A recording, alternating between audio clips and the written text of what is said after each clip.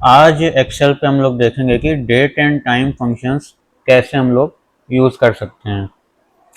तो आइए कुछ डेट और टाइम फंक्शन हम लोग चला के देखते हैं। यहाँ पे हम लोग एक सेल पे क्लिक करते हैं और फॉर्मूला बार में चलते हैं।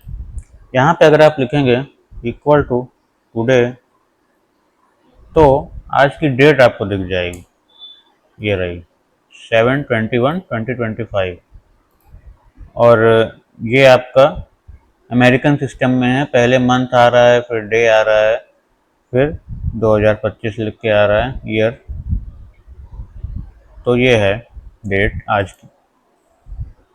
और अब आप अगर नाउ फंक्शन चलाएंगे, दूसरी सेल पे क्लिक करके हम एक नाउ फंक्शन चलाते हैं, नाउ इक्वल टू नाउ, तो आज की डेट प्लस टाइम भी आपको दिख जाएगा। डेट है 21 जुलाई 2025, 8:51। अब आगे चलते हैं। अगर आपको कोई डेट रिटर्न करनी है तो कैसे रिटर्न करेंगे? फंक्शन में डेट लगा के रिटर्न करनी है। और इसको देख लेते हैं। पहले एक सेल पे क्लिक करिए, इक्वल टू लिखिए, डेट लिखिए, और उसके बाद उसके अंदर आप लिख लीजिए पहले वर्ष, फिर मंथ। मंथ का मान लीजिए हम अप्रैल लिखते हैं, 05 लिख दीजिए क्योंकि अप्रैल 05 होगा। मई मई होगा अब 05, अप्रैल तो 04 होगा। और डे में हम 11 लिख दें। तो अगर हम ऐसे लिखेंगे तो ये डेट को बना के यहाँ पे डेट के फॉर्मेट में इनपुट कर देगा। और उसके बाद हम देखते हैं टाइम फंक्शन। टाइम भी डेट की तरह ही होता है। अब हम टाइम पे आते हैं, इक्वल टू टाइम। टाइम में हम लिख सकते हैं कोई भी टाइम, जैसे आपको लिखना है आवर, आवर लिख दीजिए, मान लो 12वां घंटा, मिनट 50वां मिनट, सेकंड पहला सेकंड, ऐसे लिख दिया हमने तो ये 12:50 PM लिख कर आ गया। तो ये फंक्शंस भी हैं डेट और टाइम को सेट करने के लिए। अब आगे कुछ फंक्शंस हैं डेट के। आवर है, अब आप आवर से सेट कर सकते हैं, जैसे आपने डेट सेट किया वैसे आवर सेट कर सकते हैं। ऊपर हम लोग कॉलम बना दे रहे हैं एक तो, जिसमें कि आप देख सकें कि कौन सा फंक्शन रन हुआ है। पहले तो टुडे फंक्शन रन हुआ, यहाँ पे टुडे फंक्शन को थोड़ा बोल्ड में कर दे रहे हैं, इसको पूरा सेलेक्ट करके बोल्ड कर दे रहे हैं ताकि ये हेडिंग की तरह दिखाई दे। फिर यहाँ पे कौन सा फंक्शन यूज हुआ है? Now function.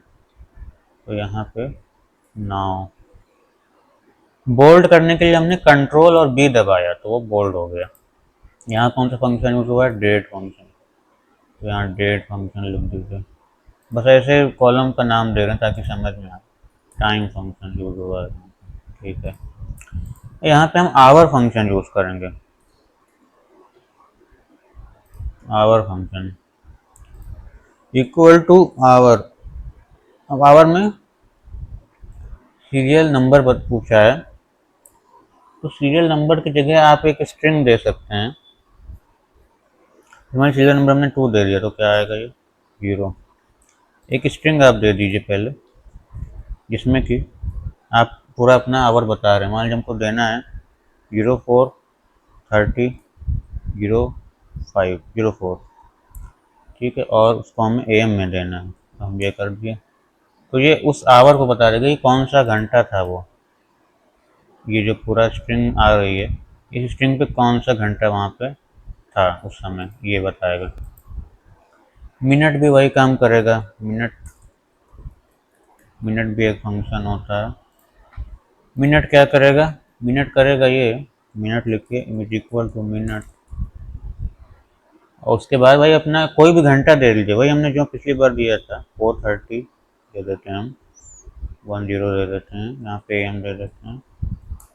तो मिनट्स बता देगा कि आवर से कितने मिनट बीते हैं। तो ये फंक्शन कभी कभी यूज़ हो सकता है। सेकंड, सेकंड भी एक ऐसा फंक्शन है जो ये काम कर सकता है।